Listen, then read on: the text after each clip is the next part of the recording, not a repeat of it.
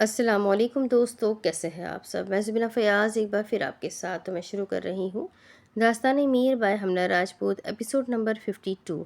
اور شروع کرنے سے پہلے ہمیشہ کی طرح کہوں گی کہ اگر میرے چینل پر نئے ہیں اب تک چینل کو سبسکرائب نہیں کیا تو پلیز چینل کو سبسکرائب کر لیں، بیل آئیکن کو ضرور دبا دیں، کمنٹ کر کے ضرور بتائیں کہ ناول آپ کو کیسا لگ رہا ہے اور ساتھ ہی اپنے کانٹیکٹس میں شیئر ضرور کریں کیونکہ رائٹر کا حق ہوتا ہے۔ تو چلیں ہم اس ناول کو بنا رکے سٹارٹ کرتے ہیں۔ ایک منٹ وفا گڑیا، آپ نے کہا تھا میں ماموں بن گیا ہوں، رائٹ؟ حیدر کچھ یاد آنے پر بولا۔ جی بھائی، وفا نے سر کو اس بات میں ہلا کر جواب دیا۔ ظاہر سی بات ہے تو ماموں بنے گا نا کہ مامی؟ فارس خان زادہ حیدر کی بات پر بولا۔ Shut up! حیدر نے فارس خان زادہ کو شٹ اپ کال دی تھی۔ تمیز چھو کر نہیں گزری تم سے؟ فارس خان زادہ گھور کر بولا۔ جب تم تینوں بلائیں مجھے چھو گئی تو پھر تمیز کو موقع ہی نہیں ملا مجھے چھونے کا۔ حیدر چہرے پر دل جلانے والی مسکراہٹ سجاتے مزے سے بولا۔ تینوں خانزادہ نے اپنے ہاتھوں کی 5 انگلیاں حیدر کو دکھائی، جو اشارہ تھا لعنت ہو تجھ پر۔ حیدر ان تینوں کے ایک ساتھ اشارہ کرنے پر کہا لگا گیا، جبکہ اس کی وفا سے اسلان شاہ کیسے ماموں بنا وہ بات ادھوری رہ گئی تھی۔ اب اس کا ارادہ سب کے سامنے بیٹھ کر وفا سے اپنی محبوبہ کے ماموں بننے والی بات کا مذاق اڑانے کا تھا۔ ایسا کیسے ہو سکتا تھا؟ حیدر اسلان شاہ کو بخش دیتا۔ رات کے 12 بج رہے تھے، ہر طرف اندھیرا چھایا ہوا تھا، لیکن ایک بنگلہ ایسا تھا جہاں ہر منٹ ہر طرف روشنیاں بکھری ہوئی تھی۔ اس بنگلے کو دیکھ کر ایسا گمان ہوتا تھا کہ وہاں پر جیسے دن ہو، پورا بنگلہ روشنیوں سے جگمگا رہا تھا اور اسی بنگلے کے ایک کمرے میں ہلکا ہلکا اندھیرا چھایا ہوا تھا۔ کمرے میں چمچماتی ہوئی لائٹ ایک الگ سا سما بنا رہی تھی، جبکہ کمرے کے بیڈ پر لیٹا شخص شرٹ لیس تھا۔ وہ آنکھوں میں چمک لیے اپنے سامنے کھڑی لڑکی کو دیکھ رہا تھا، جس کی عمر دیکھنے میں 22 سال کی معلوم ہو رہی تھی۔ وہ شخص کے سامنے ایسا ڈریس پہنے ہوئے تھی جس سے اس لڑکی کا انگ انگ واضح ہو رہا تھا، اور وہ لڑکی اپنی اداؤں سے بیڈ پر لیٹے شخص کو لبھا رہی تھی۔ ایک دم سے کمرے میں گانا گونج اٹھا۔ وہ لڑکی گانے کی آواز پر اپنی کمر لچکاتے ہوئے ڈانس کرنے کے لیے خود کو تیار کرتی بیڈ پر لیٹے شخص کو ایک آنکھ ونک کر گئی تھی۔ تھوڑی فرصت بھی میری جان کبھی باہوں کو دیجیے، آج کی رات مزہ حسن کا آنکھوں سے لیجیے۔ وقت برباد نہ بن بات کی باتوں میں کیجیے، آج کی رات مزہ حسن کا آنکھوں سے لیجیے۔ وہ لڑکی اپنی کمر لچکاتی ہوئی ڈانس کرتی، اپنے قدم بیڈ پر لیٹے وجود کی جانب بڑھاتی، اس شخص کے قریب آتی، اس کے شرٹ لیس سینے پر ہاتھ پھیرتی ہوئی گانے کی لیرکس بول رہی تھی۔ وہ شخص بیڈ سے اٹھ کر بیٹھا اور بیڈ کراؤن سے ٹیک لگائے اپنے ہاتھوں کو فور شیپ والے انداز میں اپنے سر پر ٹکا کر فرصت سے اس لڑکی کو بے باک نظروں سے دیکھنے لگا۔ وہ حسن پرست تھا، خود کے لیے وہ لڑکیاں چن کر اپنے کمرے تک لے کر آتا تھا جسے دیکھ کر اس کی آنکھوں میں ستائش آتی تھی، ورنہ کوئی اس کے کمرے میں اس کی اجازت کے بغیر اندر داخل ہونے کی جرات نہیں کر سکتا تھا۔ میرے محبوب سمجھیے ذرا، موقع کی نزاکت کی خریدی نہیں جا سکتی حسینوں کی اجازت۔ ناز اتنا میری جان، ناز اتنا بھی نہیں، کھوکھلے وعدوں پہ کیجیے، آج کی رات مزہ حسن کا آنکھوں سے لیجیے۔ ایک بار پھر وہ لڑکی گانے کے لیرکس گنگناتے اس شخص کے پاس بیڈ پر بیٹھی اور اپنے ہاتھ کی انگلیوں سے اس شخص کے چہرے کے ہر نقش پر بے باکی سے ہاتھ پھیرتی گانے کے لیرکس بول رہی تھی۔ اس شخص کے چہرے پر مسکراہٹ چھائی اور وہ اس لڑکی کی کمر میں ہاتھ ڈالے اسے اپنے بیڈ پر گرا گیا۔ جان کی قربانی لے لے دلبر جانی، تباہی پکی ہے آگ تو میں پانی۔ وہ شخص اس لڑکی پر سایہ فکن ہوتے، اس کے برہنہ وجود پر ہاتھ پھیرتے، اس کے کان کے قریب ہوتے گانے کے آخری لیرکس بولتے، اس لڑکی کے کان کی لو پر کاٹ گیا، جبکہ لڑکی دل فریب انداز میں اس شخص کی گردن میں بازوؤں کو حائل کرتی اسے خود کے قریب جھکا گئی، اتنا قریب کہ اس کی دھڑکنیں اس شخص کے چہرے سے مس ہوئی۔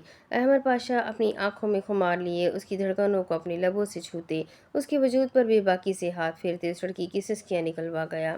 آج تباہی پکی ہے تمہاری لڑکی۔ احمر پاشا اس لڑکی کے کان میں سرگوشی کرتے اس کے تن سے ہر پردہ ہٹا گیا اور اس لڑکی کے ہر حصے کو اپنی آنکھوں اور ہاتھوں سے چھونے لگا۔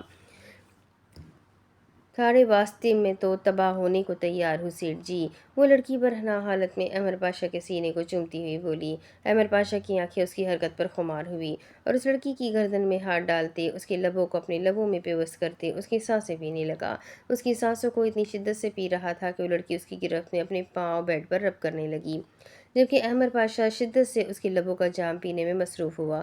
کتنے ہی لمحے اس کے لبوں کا جام پیتے، اس کے لب چھوڑے بغیر خود کو ہر پردے سے آزاد کرتے، اس لڑکی کو سنبھلنے کا موقع دیے بغیر اس لڑکی کے وجود میں داخل ہوتے، اپنی ساری وحشت اس لڑکی میں انڈیلنے لگا۔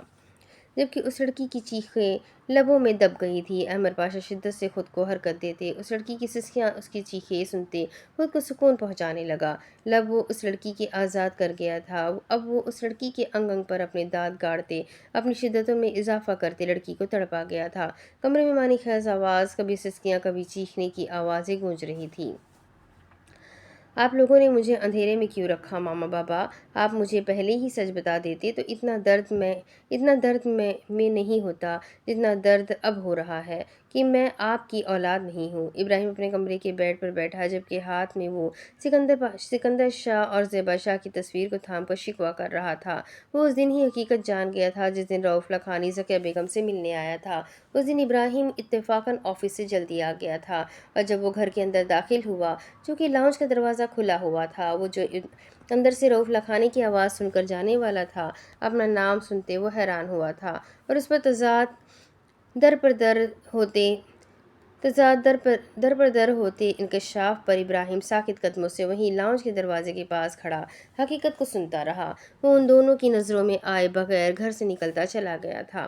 اس کا دل پھٹ رہا تھا اتنی بڑی سچائی کو سن کر۔ وہ اپنی گاڑی میں بیٹھا اور گاڑی گھر سے دور کھڑی کرتے وہ گاڑی کی بونٹ سے لگ کر کھڑا ہوتا، بلند آواز میں چیخا تھا۔ وہ کتنے ہی گھنٹے وہ وہاں کھڑا رہا تھا۔ ہوش تو اسے ذکیہ بیگم کی کال پر آیا تھا، جو اسے گھر آنے کا کہہ رہی تھی، اور ساتھ ہی اسے رؤف لکھانی کے وہاں ہونے کا بتا رہی تھی۔ جبکہ وہ ایک لفظ کا جواب دیتے، گہرا سانس بھرتے خود کو ریلیکس کرنے لگا، کیونکہ حقیقت جیسی بھی تھی، لیکن وہ اپنی دادی کو اپنی وجہ سے کوئی دکھ نہیں دے سکتا تھا، اور نہ ہی انہیں یہ بتا سکتا تھا کہ وہ سب حقیقت جان چکا تھا۔ وہ سب کچھ بھول کر یہاں سے جانا چاہتا تھا۔ اگر وہ حقیقت اس سے چھپائی گئی تھی تو وہ بھی حقیقت کو چھپائے رکھے گا۔ ابراہیم نے گاڑی کا رخ گھر کی جانب موڑ کر سوچا تھا۔ ابراہیم جو اس دن کی حقیقت میں گم تھا، اسے ہوش اپنے کمرے میں ذکیہ بیگم کی آواز سن کر آیا، جو کمرے کا دروازہ کھول کر اسے پکار رہی تھی۔ ابراہیم نے چونک کر ذکیہ بیگم کو دیکھا۔ ابراہیم بچے ابھی تک جاگ رہے ہو؟ ذکیہ بیگم ابراہیم کے پاس بیڈ پر بیٹھ کر بولی۔ جی دادی، ابراہیم سر جھکا کر بولا، جبکہ اس کا لہجہ نم تھا۔ ذکیہ بیگم نے اس کا نم لہجہ محسوس کیا۔ وہ تو اس کی گود میں اپنے بیٹے اور بہو کی تصویر کو دیکھ رہی تھی۔ اپنے پوتے کی نم آواز سن کر وہ تڑپ ہی اٹھی تھی۔ میرا بچہ، کیا ہوا ہے؟ اور آنکھوں میں آنسو۔ ذکیہ بیگم ابراہیم کے چہرے کو تھام کر بولی، کچھ نہیں دادو، ماما بابا کی یاد آ رہی تھی، اس لیے آنکھوں میں آنسو آ گئے۔ ابراہیم اپنی آنکھیں صاف کرتے اپنے لہجے کو حشاش بشاش بنانے کی کوشش کرتے ہوئے بولا، میرا بچہ۔ ذکیہ بیگم ابراہیم کی بات پر اسے اپنے سینے سے لگا گئی، جبکہ ابراہیم کسی چھوٹے بچے کی طرح ذکیہ بیگم کے گرد اپنا حصار بنا گیا تھا۔ رات کے 3 بج رہے تھے۔ خان پیلس کے سب لوگ اپنے اپنے کمروں میں سو رہے تھے، لیکن 3 لوگ ایسے تھے جو ان سب کے سونے کا انتظار کر رہے تھے۔ وفا گڑیا، آپ احد کو؟ اسلان شاہ نے اپنے پیچھے آتی وفا کو دیکھ کر کہا۔ وفا اس کا اشارہ سمجھ کر اپنے کمرے میں چلی گئی تھی، جبکہ اب وہاں حیدر اور اسلان شاہ موجود تھے، جو ایک دوسرے کو شیطانی مسکراہٹ سے دیکھتے کہا لگا گئے، ہن رضیہ نہیں بجتی۔ حیدر نے اسلان شاہ کے کندھے پر ہاتھ رکھتے مسکراتے ہوئے کہا ہے رضیہ ابے صالح فارس خان زادہ ہے، اور وہ رضیہ تھوڑی۔ اسلان شاہ نے حیدر کے سر پر تھپڑ مارتے ہوئے کہا، میں تیرے ہاتھ توڑ دوں گا سالے، جب دیکھوں مفت کا مال سمجھ کر کوئی بھی مارنے آ جاتا ہے۔ حیدر اپنے سر پر اسلان شاہ کے بھاری ہاتھ کا تھپڑ محسوس کرتے دانت کچکچاتے اسلان شاہ کی کمر پر کوہنی مارتے ہوئے بولا، کتے۔ اسلان شاہ اپنی کمر سہلاتے اسے گالی سے نواز کیا، ہوئے پیڑ تینوں مینوں بھی ہوندی پیڑ۔ حیدر اس کے سرخ چہرے کو دیکھ کر پنجابی میں بولا، اف، میں نا تمہاری پنجابی سے بہت تنگ ہوں حیدر۔ اسلان شاہ اس کے پنجابی میں بولنے پر گہرا سانس بھرتے ہوئے بولا، رہ تنگ۔ حیدر اسلان شاہ کی بات پر منہ پھلا کر بولا، چل اب منہ بعد میں پھلائے، ابھی تو اپنے سالوں کو ٹھکانے بھی لگانا ہے۔ اسلان شاہ حیدر کو روٹھی محبوبہ کی طرح منہ پھلائے دیکھ کھڑے دیکھ کر اسے بازو سے گھسیٹ کر اپنے ساتھ لیے فارس خانزادہ کے کمرے میں داخل ہوا۔ اس کا ارادہ پہلے اپنے نمبر 1 فوٹو کاپی کو ٹھکانے لگانے کا تھا، جبکہ وہ تینوں خانزادہ بے خبر تھے کہ وہ اپنے بہنوئی کے ہاتھوں آدھی رات کو رج کے ذلیل ہونے والے ہیں۔ اسلان شاہ اور حیدر دبے پاؤں فارس خانزادہ کے کمرے میں داخل ہوئے اور بیڈ پر پرسکون سوتے ہوئے فارس خانزادہ کو گھور کر دیکھنے لگے۔ سالہ میری نیندیں اڑا کے خود بڑے سکون سے سو رہا ہے۔ اس کا سکون آج رات میں نے برباد نہ کیا تو میرا نام بھی اسلان شاہ نہیں۔ اسلان شاہ اپنی پینٹ کی پاکٹ سے ٹیپ نکالتے ہوئے فارس خانزادہ کو سوتے دیکھ کر دانت کچکچاتے ہوئے بولا، جبکہ حیدر فارس خانزادہ کے پاس بیڈ پر لیٹ گیا اور اسلان شاہ کو دیکھنے لگا، جو بڑی احتیاط سے ٹیپ کو کھینچ رہا تھا تاکہ اس کے ٹیپ کھینچنے سے آواز پیدا نہ ہو۔ محبوبہ جلدی کر۔ حیدر اسلان شاہ کو اناڑیوں کی طرح ٹیپ کے ساتھ لگے دیکھ کر بیزارگی سے بولا، بکواس بند۔ اسلان شاہ نے ٹیپ کو اتار کر حیدر کو جواب دیا، تو میری بے عزتی کر رہا ہے محبوبہ؟ حیدر نے اسلان شاہ کو دیکھ کر کہا، جو ٹیپ سے فارس خانزادہ کے ہاتھ پاؤں اور منہ پر ٹیپ لگا رہا تھا۔ تجھے بے عزتی فیل ہوئی؟ اسلان شاہ اپنا کام کرتے ہوئے حیدر کی طرف دیکھ رہا آئی بروز ریز کرتے ہوئے بولا، ہاں ہوئی فیل مجھ معصوم کو۔ حیدر اپنے لہجے کو معصوم بناتے ہوئے بیڈ سے کھڑا ہوتے ہوئے بولا، میں کیا کروں، تجھے فیل ہوئی تو کام ہی بے عزتی والے کرتا ہے۔ اسلان شاہ چہرے پر مسکراہٹ سجاتے حیدر کو ایک آنکھ ونک کرتے ہوئے بولا اور کمرے سے باہر چلا گیا۔ اپنے حصے کا کام وہ کر چکا تھا، اب آگے کا کام حیدر کے سپرد تھا، جبکہ حیدر اسلان شاہ کی پشت کو گھور کر دیکھتے واپس بیڈ کی جانب آیا۔ بڑا افسوس ہو رہا ہے میرے یار، کہا بھی تھا تم تینوں بھائیوں کو، لیکن میری نہیں سنی تو اب ہو رج کے ذلیل بہنوئی کے ہاتھوں۔ حیدر فارس خانزادہ کے بھاری وجود کو اپنے کندھوں پر ڈالتے افسوس بھرے لہجے میں بولا، کیونکہ وہ جانتا تھا یہاں سے جانے کے بعد ان تینوں خانزادہ کا کیا حال ہونے والا ہے، جسے وہ ساری زندگی یاد رکھنے والے تھے۔ وفا اپنے کمرے میں داخل ہوئی۔ سامنے بیڈ سے ٹیک لگائے احد خانزادہ کو دیکھ کر وہ اپنے لبوں کو کاٹ گئی۔ وہ تو یہاں اسلان شاہ کے کہنے پر اپنے شوہر اپنی برفانی ریچھ کو ٹیپ سے باندھنے کے لیے آئی تھی تاکہ حیدر اسے اٹھا کر لے جائے، لیکن اب وہ تو بیڈ کراؤن سے ٹیک لگائے بیٹھا اسے ہی دیکھ رہا تھا۔ وفا دھیمے قدموں سے چلتی بیڈ کی جانب آئی اور احد خانزادہ کے پاس بیٹھ گئی۔ تم جاگ کیوں گئے خان؟ وفا اس کی آنکھوں میں نیند دیکھ کر بولی۔ اسے ایسے لگ رہا تھا جیسے وہ خود کو زبردستی اٹھائے ہوئے تھا۔ تم میرے قریب نہیں تھی، اس لیے میری نیند اڑ گئی، احد خانزادہ نے بھاری لہجے میں کہا۔ میں تمہاری نیند کی دوا تھوڑی ہوں جسے نہ لینے سے تمہیں نیند نہیں آئے گی۔ وفا مسکراتے ہوئے بولی، تم میری دوا ہو، میرے وجود کی، میری سانسوں کی، جو مجھے ہر پل ہر گھڑی تم مجھے میرے قریب چاہیے ہو، احد خانزادہ گمبھیر آواز میں بولا۔ وفا احد خانزادہ کی بات پر مسکرائی اور بیڈ پر چڑھتی اس کے روبرو ہو کر بیٹھی۔ نیند میں بہکی بہکی باتیں کر رہے ہو خان؟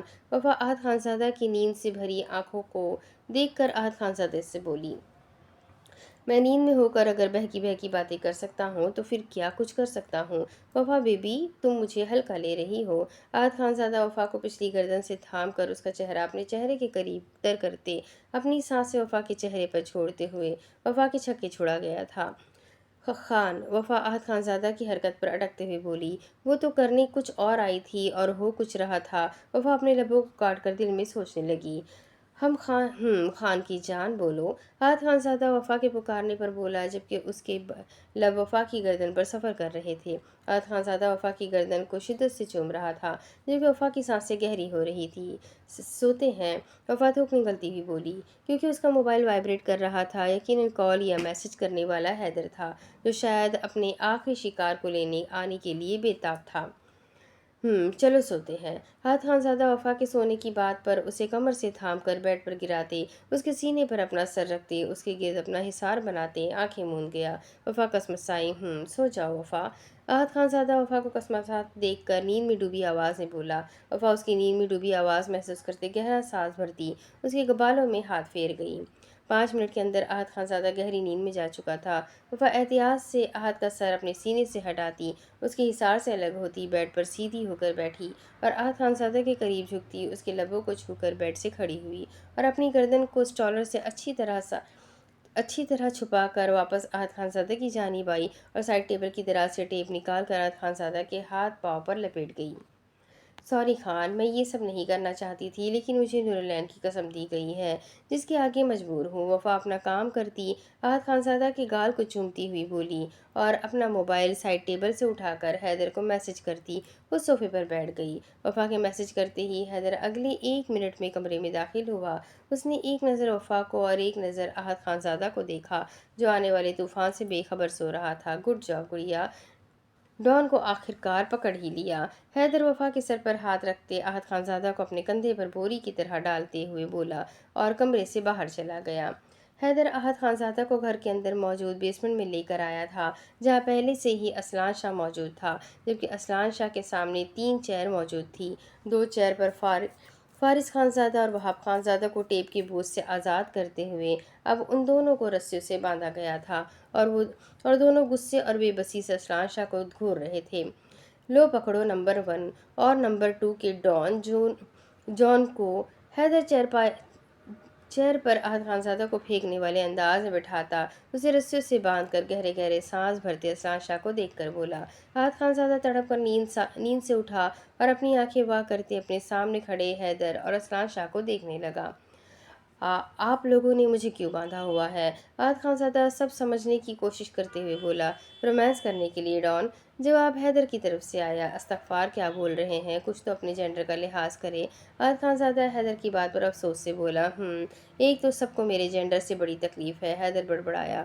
اسلان شاہ حیدر کے بڑبڑانے پر اپنی ہنسی کنٹرول کر گیا، ورنہ کوئی بعید نہیں تھی وہ اس پر چڑھ دوڑتا۔ جیجا جی، وہاب خانزادہ نے اسلان شاہ کو پیار سے پکارا۔ جی صالح صاحب، حکم کرو، اسلان شاہ اسی کے انداز میں بولا، جبکہ وہاب خانزادہ نے اسلان شاہ کو دل ہی دل میں گالیوں سے نوازا۔ احد خانزادہ نے چونک کر اپنے بائیں جانب دیکھا، وہ وہاں اکیلا نہیں تھا، اس کے ساتھ اس کے دونوں بھائیوں کو بھی باندھ کر رکھا گیا تھا۔ احد خانزادہ کا قہقہا چھوٹا۔ ان چاروں نے احد خانزادہ کی طرف چونک کر دیکھا جو مسلسل قہقہے لگا رہا تھا۔ کیوں ہنس رہے ہو تم؟ حیدر نے احد خانزادہ سے پوچھا۔ حیدر بھائی، آپ لوگوں نے ڈیول کو بھی باندھ دیا، احد خانزادہ ہنستے ہوئے بولا۔ فارس خانزادہ نے گھور کر اسے دیکھا۔ میرا کمال ہے، دیکھ لو، ترکی کا ڈیول میرے قبضے میں۔ حیدر فارس خانزادہ کو ایک آنکھ ونک کرتے اسے تل ملانے پر مجبور کر گیا تھا۔ تو میرے ہاتھ کھول حرامی 2 نمبر فراڈیا، پھر تجھے میں بتاتا ہوں کون کس کے قبضے میں ہے۔ فارس خانزادہ دانت پیستے ہوئے بولا، جبکہ وہاب خاموش تھا کیونکہ وہ جانتا تھا اس کا بدلہ اس کا جڑواں بھائی خود ہی لے لے گا۔ ابے چپ نمبر 1، حیدر فارس خانزادہ کو چپ کرواتے ہوئے بولا۔ صالح صاحب، مجھے تو کھول دو، وہاب خانزادہ حیدر کو دیکھ کر معصومیت سے بولا۔ او میرے نہ ہونے والے بہنوئی صاحب، تسی وہی اتھے ہو؟ حیدر انجان بنتے ہوئے وہاب خانزادہ کو دیکھ کر بولا۔ وہاب خانزادہ نے حیدر کی بات پر زہر کا گھونٹ صبر سے پیا۔ تجھے تو میں تیرا اب بہنوئی بن کر دکھاؤں گا، فسالہ کتا، حرامی انسان، وہاب خانزادہ حیدر کی بات پر کچکچاتے ہوئے بولا، جو اسے ہر بار نہ ہونے والا بہنوئی بول کر اس کا پارا ہائی کر دیتا تھا۔ اس دوران اسلان شاہ خاموش تھا۔ اوئے محبوبہ، تو اپنی زبان گروی تو نہیں رکایا؟ حیدر اسلان شاہ کو چپ دیکھ کر بولا۔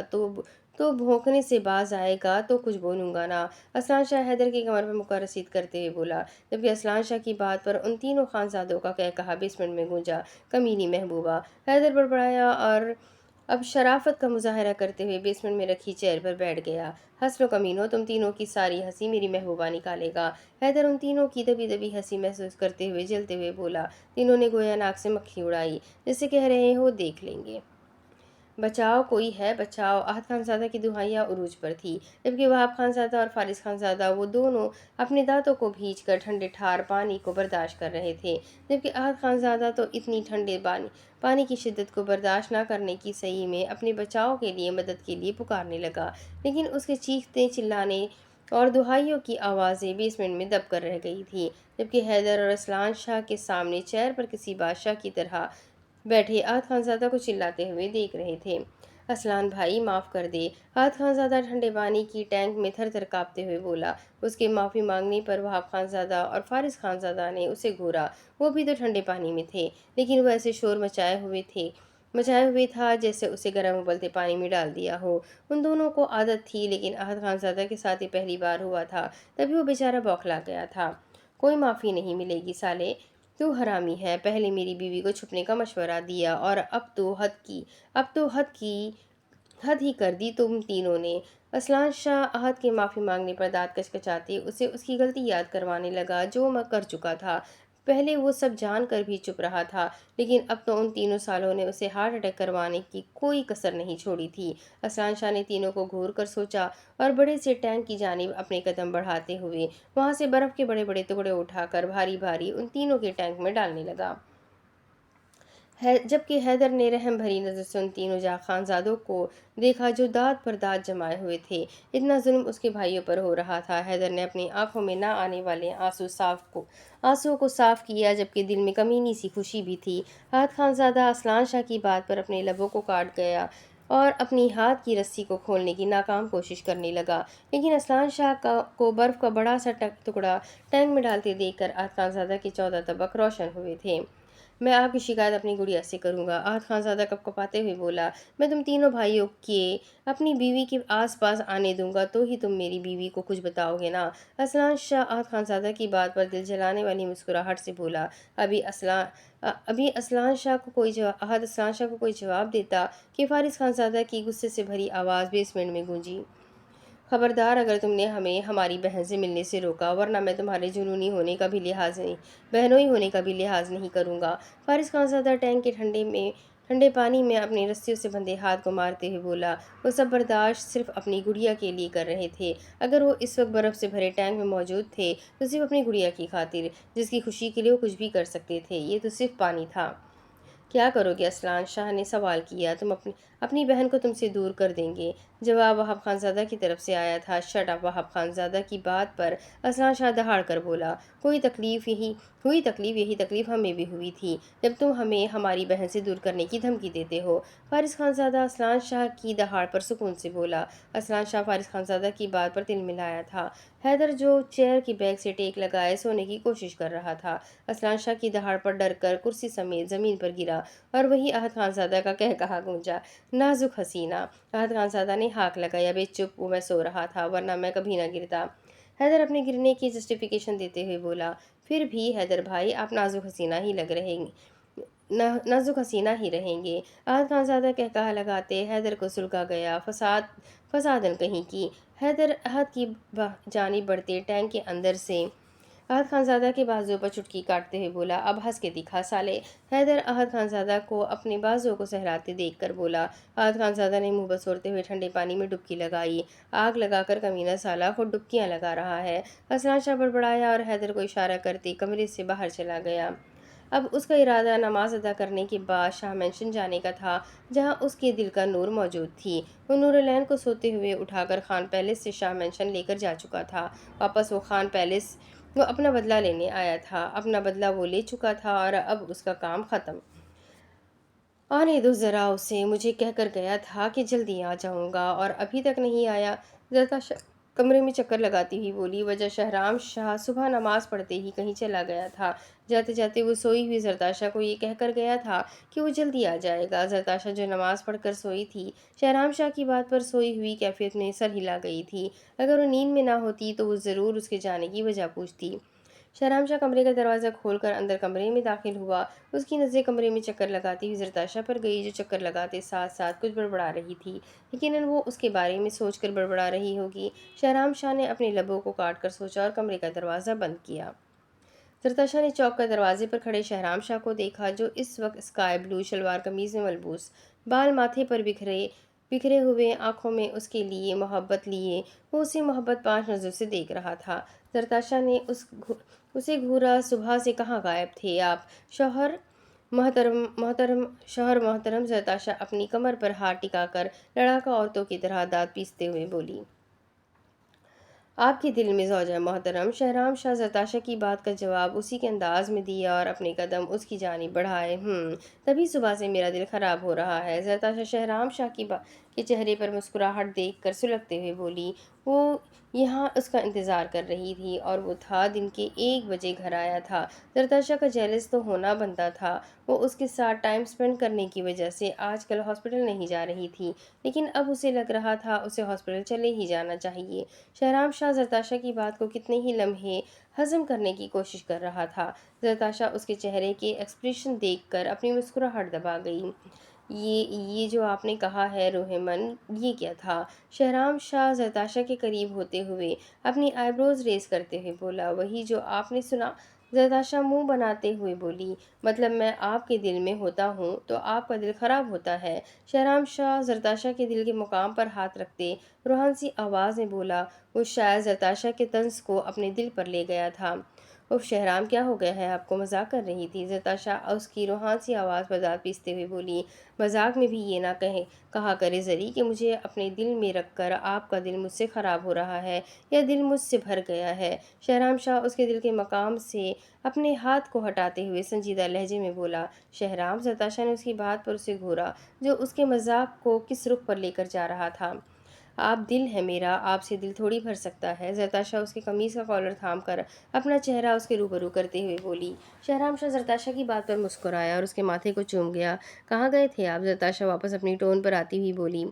آپ کے لیے کچھ لینے گیا تھا۔ شہرام شاہ زرتاشا کو دیکھ کر محبت سے بولا۔ کیا؟ زرتاشا نے تجسس سے سوال کیا۔ ویٹ دکھاتا ہوں۔ شہرام شاہ زرتاشا کے تجسس پر بولنے اور اپنی قمیص کی پاکٹ سے سرخ ڈبی نکال کر زرتاشا کے ہاتھوں کو تھام کر اس کے ہاتھ کی ہتھیلی پر سرخ ڈبی کو رکھ گیا۔ زرتاشا نے ناسمجھی سے سرخ ڈبی کو دیکھا۔ یہ کیا ہے شہرام؟